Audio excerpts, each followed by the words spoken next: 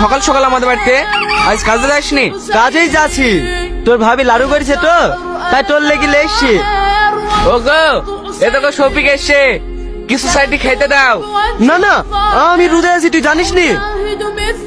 আরে ছিছি, তোদের রোজা শুরু হয়েছে তো আমার মনেই নাই। খাওয়ার কথা বলিস, কিছু মনে করিসনি ভাই?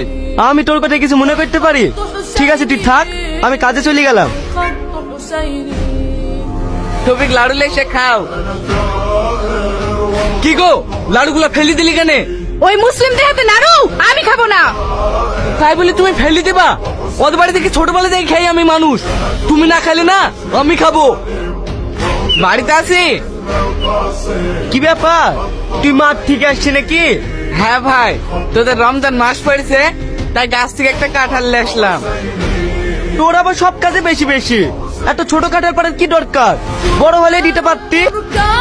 ও গো, লাচ্চাটা রান্না হয়ে গেছে, নির্মলকে খেতে দাও তো। এই এইদিকে শোনো, আমি 5 কেজি লাচ্চা রান্না করেছি নাকি, তাই ও খেতে দিতে বলছো? ঠিক আছে লে, আমাকে তুই লাচ্চা দিতি, আমার ভাগটা তুই ওকে দে। ঠিক আছে তাই দিচ্ছি, ওকে বসতে বলো। শফিক, তুই হিন্দু হয়ে গেলি না নির্মল মুসলিম হয়ে গেল? এ কোথা কেন বলছেন মোড়ল শেখ?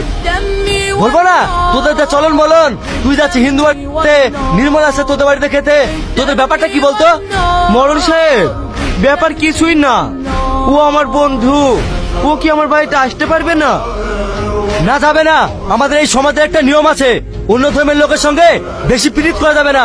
ওকে এক্ষুনি তাড়াতাড়ি বাড়ি যেতে বল। এই কোথায় যাচ্ছি, আগে খাওয়া দাওয়া করি যা। এই শফিক, তুই বেশি বাড়াবাড়ি করিস নি, নাহলে না গ্রাম থেকে ঘা ধাক্কা দিয়ে বের করে দেবো। না না মোড়ল সাহেব, ওকে বের করবেন না, আমি এক্ষুনি চলে যাচ্ছি। এই শালা শফিক, বেরাই। কি ব্যাপার আপনারা? তোমার স্বামীকে সাবধান করেছিলাম ওই নির্মল সঙ্গে মিশতে, আর ওকে কাল নির্মল বাড়ি গ্রেপ্তার করে এসছে। দেখ তোর স্বামীকে, ওকে গ্রাম থেকে ঠাস ঠাস বের করে দেবো। মোড়ল সাহেব, ও তো বাড়িতে নাই, একটু মাঠ পানে গেছে। মাঠে তো সারা রাত থাকবে না, আসুক তারপর দেখছি। এই চ। শোনো ভাই, এইবার তো নির্মল আসে, ওকে তুমি থেকে বের ফেলবো। ঠিক আছে মারিস, চ। কোথায় যাচ্ছি? আমি তোদের বাড়িতে যাচ্ছ না, নতুন গাছে কটা বেগুন হয়েছে তো, তাই দিতে। তুই আমাদের পাড়ে যাসনি ভাই, তুই আমাদের পাড়ে গেলেই তোকে মারবে। আমি আবার কি অন্যায় করনো, তাই আমাকে মারবে? শুধু তোকে না রে, আমাকে শুধু মারবে, আমাকে পাগলের মতন ওরা খুঁজে বেড়াইছে। তোর কোনো ভয় নাই, তুই আমাদের বাড়িতে চ, কে কি করে দেখছি। কি ব্যাপার ঠাকুর মশাই, আপনি আমাদের বাড়িতে? তুমি একটা মুসলিম ছেলেকে বাড়িতে সঙ্গে করে নিয়ে আসতেছো, তুমি কি জানো না আমরা কিভাবে চলি? দেখুন ঠাকুর মশাই, এটা আমার ছোটবেলাকার বন্ধু, আমরা একসঙ্গে চলাফেরা করি, এতে আপনাদের আপত্তি কোথায়? আপত্তি আছে, তুমি হিন্দু একজন মুসলিম, তোমাদের এই মেলেমেশা আমরা কোনোদিনই মেনে নিতে পারবো না। আমি এসব কিছু মানিনি, আমি একটা জিনিসই জানি, আমরা সবাই মানুষ। তুমি বেশি কথা বলো না তো, এই সমাজে থাকতে গেলে আমাদের কথা মেনে চলতে হবে। হ্যাঁ হ্যাঁ চলতে হবে, মেনে চলতে হবে, হ্যাঁ হ্যাঁ মেনে চলতে হবে। ওকে এক্ষুনি বাড়ি থেকে বের করে দে, নাহলে তোকে সমাজ থেকে বের করে দেবো। না না, আমার বন্ধুকে আপনারা সমাজ থেকে একদমই করবেন না, আমি চলে যাচ্ছি। না তোকে যেতে হবে না, দেখি সমাজ আমার কি করতে পারে। ঠিক আছে, আমরাও দেখতাছি তুমি এই পাড়ায় কি করে বাস করো। এই সবাই চলো। এই এখানে বসে কি করছি? ইফতারের টাইম হয়ে গেছে, যা সবিকের জন্য খাবারের ব্যবস্থা কর।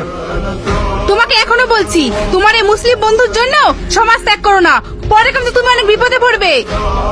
বন্ধুর জন্য মরতেও রাজি আছি, তুই বেশি কথা বলিস নি, তোকে যা বলেছি তাই কর। ভাই বসে থাকলেন যে, আপনার জন্য ইফতার রেডি হয়ে গেছে, আসেন।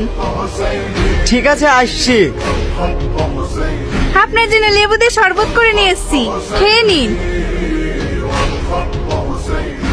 কি ব্যাপার, সবকের সাথে এত ভালো ব্যবহার করছে, কোনো জ্ঞান তো নাই তো?